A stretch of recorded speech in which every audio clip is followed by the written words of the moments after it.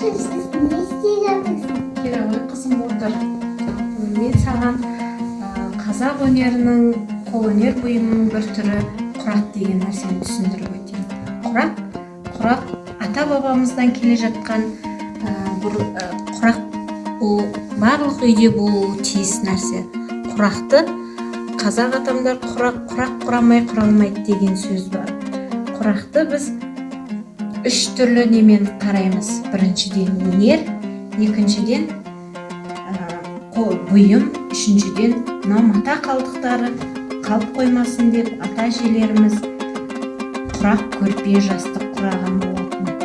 Құрақты әрбір үйдің шаңырағында қазақ ұлттық несінде құрақ деген сөз бұл көп жерде пайдаланылған. Ал енді мен құрақ құраймын, сен маған қарап отыра ғой. Мен жүректен шыққан бір ән орындап тастайық, құрағымыз дайын болғанша. Анамның жаққан ошағы дейді. Өмірдің жолын өткерген, өмірмен бірге көп көрген, қыз болып қырдан гүл термей, тезектен қызыл шоқ терген. Анамды аңсап барғанда, сән беріп тұрған барманға, мұржалы қара ошағы сәл суып оттан қалғанбай. Көңілім сондай босады, жылуын бізге тосатын, қазаны оттан түспейтін, қызуы қайтып өшпейтін анамның жаққан ошағы. Ақ бауырсағын пісірген, дәмді басын түсірген анамның ошағы менен, қарызбын қошағы үшін мен.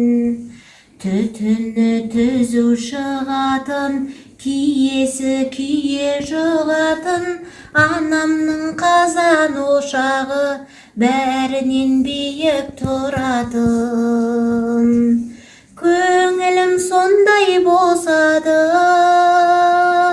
жылуын бізге тосатын, қазаны оттан түспейтін, қызуы қайтып өшпейтін анамның жаққан ошағы. Анамның жаққан ошағы дейді. Міне біз енді құрақты машинаға тігеміз.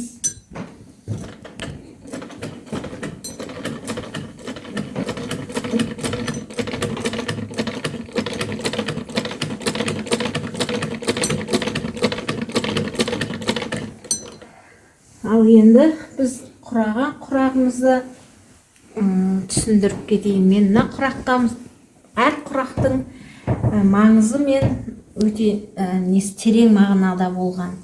Мына құрақ міне бұл тепе-теңдікті білдіреді. Қыз болсын, ұл болсын, екі жұрты болады. Өз жұрты мен қайын жұрты деген мағынада. Екі жақты да теңдей көру керек деген мағынада.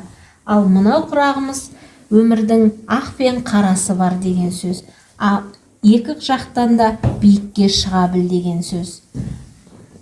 Мына құрағымызда мынау жаңағы тепе-теңдікті сақтау, ал мынау өмір деген лабиринт деген сөз. Лабиринтте қара да болады, ақ та болады деген мағынаны білдіреді. Сол құрақтың өте мағынасы да терең нәрседе жатыр.